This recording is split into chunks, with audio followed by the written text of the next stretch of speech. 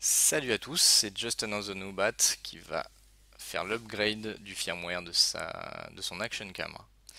Donc là je suis sur le site, vous trouverez le lien dans la description. Je vais sélectionner le dernier firmware qui est le 1.5.6. Le numéro de série, donc le mien c'est 25L, c'est le début du numéro de série. Vous le trouverez sous la batterie ou dans l'application. On télécharge le firmware. Comme vous verrez en bas de la page, vous avez aussi les instructions pour faire l'update après. Donc il vous faut une micro SD compatible avec l'Action Camera bien sûr, au moins 16 GB. Il faut qu'elle soit formatée en FAT32, on vérifiera ça.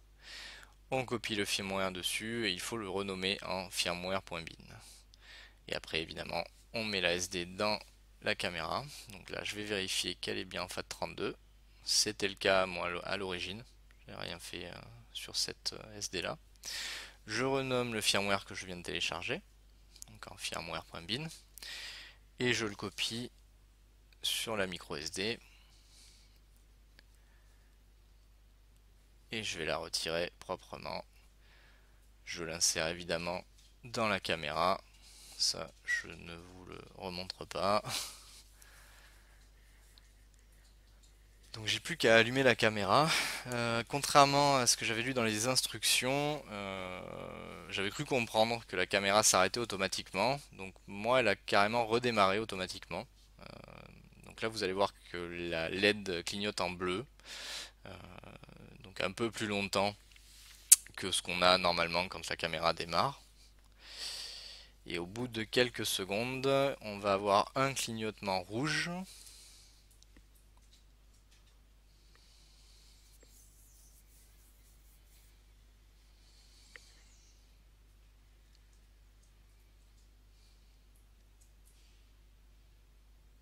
Ici. Donc j'imagine que c'est le redémarrage de la caméra.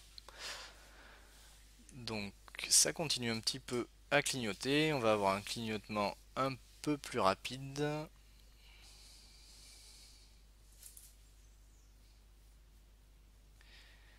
Et dès que le clignotement s'arrête, la caméra est prête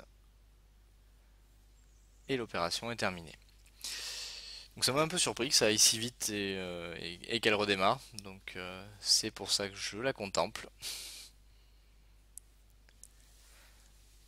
Et on va aller vérifier dans l'application que je vous ai montré dans la vidéo précédente si le firmware a bien été upgradé. Déjà elle a redémarré, donc ça c'est bon signe.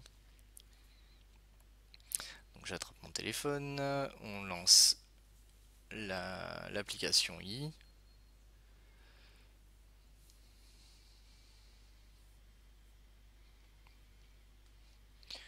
On va appairer les deux comme je vous avais montré dans la vidéo de présentation. J'allume le Wi-Fi sur la caméra. On attend que ça link. Et on va aller voir dans le menu réglages et dans le device settings.